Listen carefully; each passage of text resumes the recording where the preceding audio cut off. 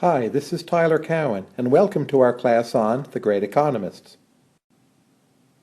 Why study the great economists at all? Why be interested in the history of economic thought? Well, first of all, it turns out that they knew a lot of things that we still don't. Reading them is an enlightening experience. Furthermore, history repeats itself. We find, for instance, that during the Great Recession, a lot of contemporary economists made mistakes that their forerunners had made centuries ago. By knowing more history of economic thought, we can hope to avoid such kinds of mistakes. Earlier thinkers, for the most part, did development economics, because back then, no nations were wealthy by modern standards. If you ask what is today the hottest and most exciting area in economics, well, it's development economics too, so let's go back and look at where that came from.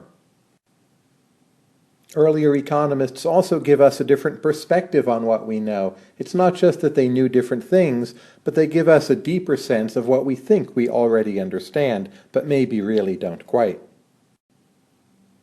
The history of economic thought is also a window for understanding history more generally. What better way to learn history than to see what did some of the smartest people at that time think was going on? In our coverage, we go as far back as Galileo, who's mostly known as an astronomer, but who also wrote on the theory of value. We have extensive coverage of Adam Smith. In fact, we have a video for every single chapter in The Wealth of Nations, covering that book in its entirety. That's probably the best economics book ever written, but if that's too much Adam Smith for you, well, you can pick and choose, or just watch Alex's single video overview on Adam Smith and economic growth. Finally, what we've done so far, as of early 2013, it goes up only to the marginal revolution of 1871. So most of this class is what's called classical economics, and a bit also on mercantilism, and you can think of this as what did economics look like before modern economics got underway. One thing we don't cover in this class is Karl Marx and Marxian economics more generally. We do think this is very important, but in our view, it actually deserves its own class, and we hope to be supplying that in the future.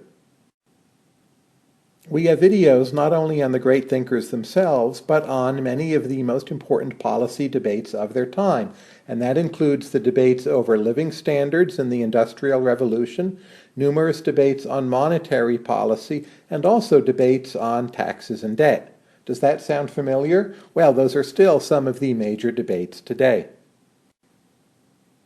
One thing great about doing history of thought is just how many of the original source materials are available online and for free, and we give you instructions for Googling to these materials. Of course, enter the author's name and title.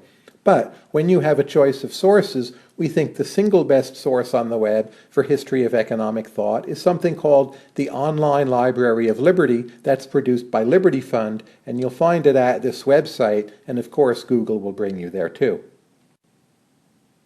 With all that, let's get going and let's open ourselves up to many more economic ideas.